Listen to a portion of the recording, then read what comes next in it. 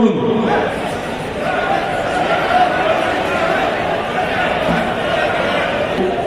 Which is conducted by കൊണ്ടിരിക്കുന്നത്. Give me those flowers. Flowers. Yeah, I want this. See, this is what India looks like. ശരിക്കും ഈ കയ്യിലിരിക്കുന്ന പൂച്ചെണ്ട് കണ്ടോ? India എന്ന് പറയുന്നത് ഇങ്ങനെയാണ്. ഇതിനെ കാണുന്ന പോലെയാണ് India. This is also what Kerala looks like. കേരളവും ഇന്ത്യ മാത്രമല്ല, ആ പൂക്കളുള്ള ബൊക്കെ പോലെയാണ് കേരളവും. And this is also what every family in Kerala looks like. കേരളത്തിലെ ഓരോ കുടുംബവും ആ പൂച്ചെണ്ട് പോലെയാണ് ഇരിക്കുന്നത്. Every flower is unique.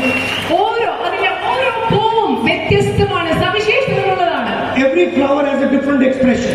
ഓരോ ഫ്ലവറിനും ഓരോ പൂവിനും വ്യത്യസ്തമായ രീതികൾ, പ്രകാശ രീതികൾ. Every flower has a different beauty.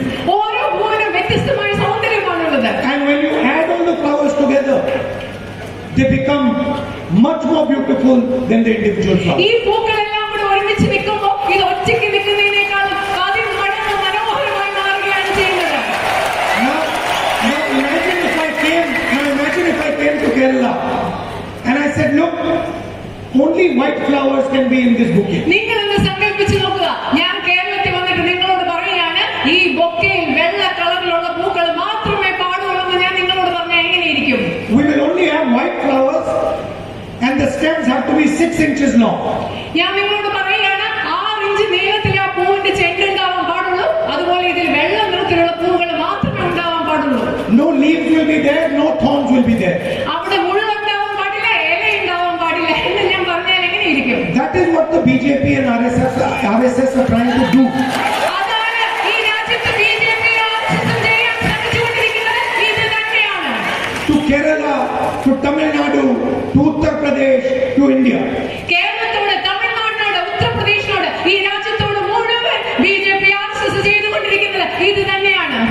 Now, first of all, this is completely ignorant. This is complete. First of all, this is completely ignorant. I'm not able to. First of all, Yeah. this is a completely ignorant action. Yes, ഇതെന്ന് പറയുന്നത് ഈ രാജ്യത്തെ പറ്റി കൃത്യമായ ധാരണയില്ലാത്ത, അറിവില്ലാത്ത ഒരു ചിന്തയും പ്രവൃത്തിയുമാണ്. It shows they don't understand India. അത്